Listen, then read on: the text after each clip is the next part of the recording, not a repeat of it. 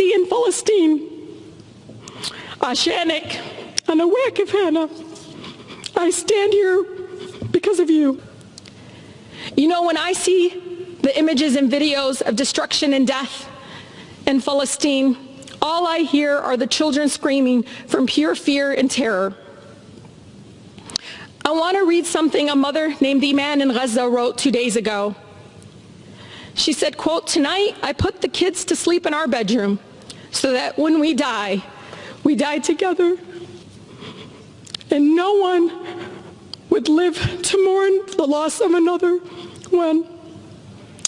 The statement broke me a little more because of my country's policies and funding will deny this mother's right to see children live, her own children live without fear and to grow old without painful trauma and violence. We must condition aid to Israel on compliance with international human rights and end the apartheid. We must, with no hesitation, demand that our country recognize the unconditional support of Israel has enabled the erasure of Palestinian life and the denial of the rights of millions of refugees and emboldens the apartheid policies that Human Rights Watch has detailed thoroughly in their recent report. To read the statements from President Biden, Secretary Blinken, General Austin, and leaders of both parties, you'd hardly know Palestinians existed at all. There has been no recognition of the attack on Palestinian families being ripped from their homes in East Jerusalem right now, or home demolitions. No mention of children being detained or murdered. No recognition of a sustained campaign of harassment and terror by Israeli police against worshipers, kneeling down and praying and celebrating their holiest days in one of their holiest places. No mention of Al-Aqsa being surrounded by violence, tear gas, smoke, while people pray. Can my colleagues imagine if it was their place of worship filled with tear gas? Could you pray as stun grenades were tossed into your holiest place? Above all, there has been absolutely no recognition of Palestinian humanity. If our own State Department can't even bring itself to acknowledge the killing of Palestinian children is wrong, well, I will say it for the millions of Americans who stand with me against the killing of innocent children, no matter their ethnicity or faith. I weep for all the lives lost under the unbearable status quo, every single one, no matter their faith, their background. We all deserve freedom, liberty, peace, and justice, and it should never be denied because of our faith or ethnic background. No child, Palestinian or Israeli, whoever they are, should ever have to worry that death will rain from the sky.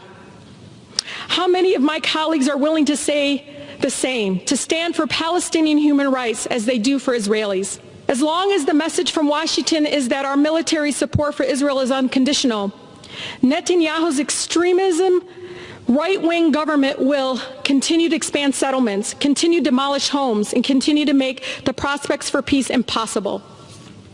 330 of my own colleagues, and Democrats and Republicans here, 75% of the body here, signed a letter pledging that Israel shall never be made to comply with basic human rights laws that other countries that receive our military aid must observe.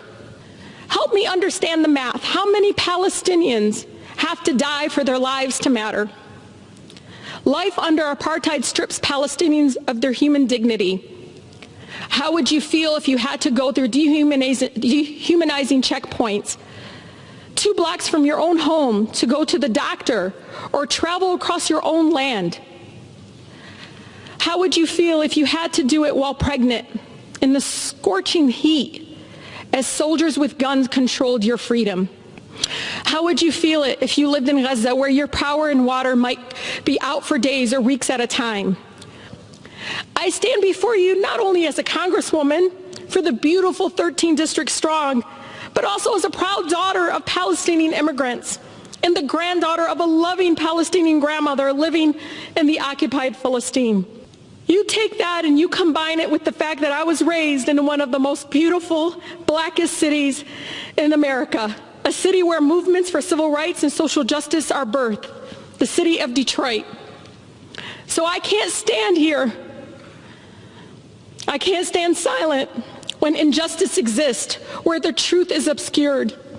If there's one thing Detroit instilled in this Palestinian girl from Southwest, it's you always speak truth to power even if your voice shakes. The freedom of Palestinians is connected to the fight against oppression all over the world. Lastly, to my Siti in Palestine, Ashanik, Anawakif Hannah, I stand here because of you. Thank you.